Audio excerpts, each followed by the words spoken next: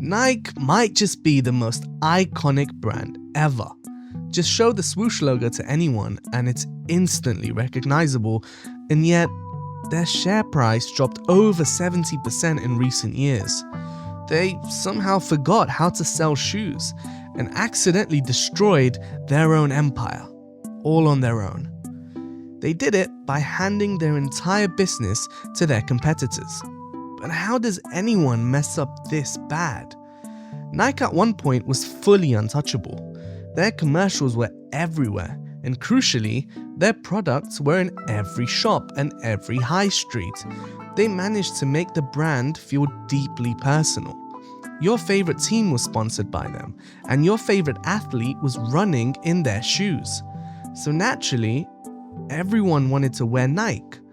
That was their biggest power. It meant that they had an army of people selling shoes for them, from shop assistants to sports coaches, to kids bullying each other for not wearing the freshest kicks. And because Nike was in every shop imaginable, every single retail worker was basically an undercover Nike salesman, for free. Hundreds of thousands of free Nike salesmen across the globe. And then one day, Nike looked at all of this and thought, yeah, we don't need any of that.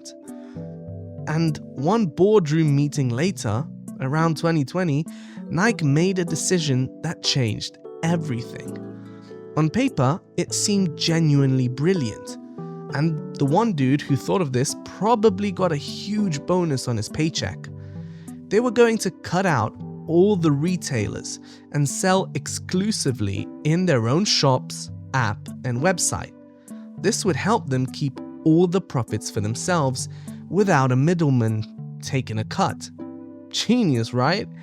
Except by pulling out of major retailers like Foot Locker and JD Sports, they were left exclusively on their own and lost their entire army of unofficial salesmen. Nike thought they could do it alone, but they massively underestimated the power retail shops actually had. Those retailers were basically the gateway to the average person. And now, those retailers had a bunch of empty shelf space to fill. And because there are a lot more retail shops than Nike stores across the world, suddenly Nike became a lot less accessible to the average person trying on a new pair of shoes. And what did the retailers do with all that empty shelf space? They called Hoka. They called Under Armour. They called New Balance, a brand that at this point was being worn exclusively by dads on holiday. And those brands said yes faster than a fat kid at an ice cream truck.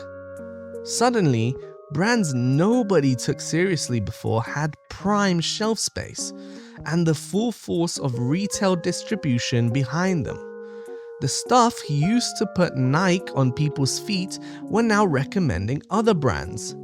Nike didn't just leave retail, they gift wrapped their market share and handed it to every competitor. And it all gets worse still, because whilst Nike was busy trying to be independent, they forgot who their customer actually was. Nike decided to pivot and become a lifestyle brand. Fashion, streetwear, culture, sell to everyone possible.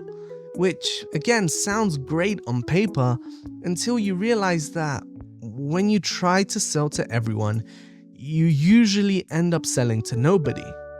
People realized the alternatives were actually nicer. Hoka was better for running, and New Balance were no longer the dad on holiday shoe, which is perhaps the craziest development in the history of footwear. And Nike found themselves stuck and lost in the middle, slowly disappearing. The core athlete didn't feel spoken to anymore. The fashion crowd didn't fully buy in.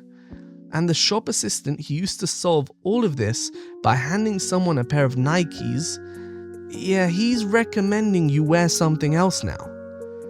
And if we look at the numbers, they tell us how bad it really is. The stock price is down nearly 70% from its peak. Sales are down by about half, and profits are shrinking year on year. All of it self-inflicted, all of it avoidable. But they chose to shoot themselves in the foot. Or, better said, in their Air Force Ones.